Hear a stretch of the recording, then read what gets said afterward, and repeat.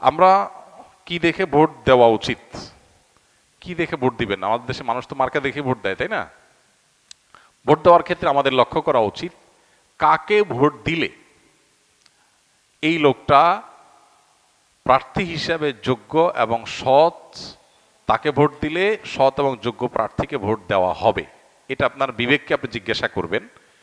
আপনি যদি সঠিকটা উদ্ধার করার চেষ্টা করেন, এরপর দেখলেন যে না, আপনি আসলে যেটাকে সঠিক মনে করছেন এটা সঠিক হয় নাই, লোকটা রাইট পারসন না, তাহলে আল্লাহর কাছে আপনার দায় নাই। কিন্তু আপনার চেষ্টা করতে হবে যে যে কয়জন আছে এর মধ্যে সবচেয়ে ভালো যোগ্য মানুষটাকে, সে জিতবে কি জিতবে না এটা আপনার দেখার বিষয় না। আমাদের দেশে বেশিরভাগ মানুষ এই জায়গাটায় এসে ভুল করে, মনে করে যে তারে ভোট দেওয়ার লাভ কি, ভোটগুলো তো নষ্ট হবে। ভোট নষ্ট হয় না। একটা ভালো মানুষ যদি অল্প কয়েকটা ভোটও পায়, তাহলে সে এটার উপর ভিত্তি করে সামনে আর কয়েকটা পাবে, তারপর আবার আরো কয়েকটা পাবে। কিন্তু আপনি যদি ভোট দেওয়ার এই রাস্তাটা বন্ধ করেন, অথবা তাকে সে কম ভোট পাবে এই চিন্তা করে আরেকজনকে ভোট দেন, তাহলে কি হবে? এই চান্সে খারাপ মানুষগুলো তাদের খারাপের রাজত্ব আরো বেশি করে করতে পারবে।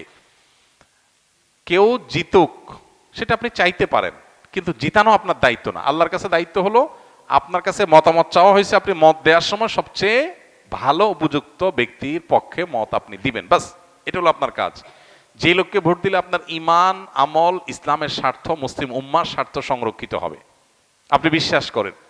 যাকে ভোট দিলে দেশের সার্বিক উন্নতি হবে, চুরি ডাকাতি হবে না, দুর্নীতি 2 নম্বরই হবে না, যে কারণে আমাদের দেশ পিছিয়ে আছে।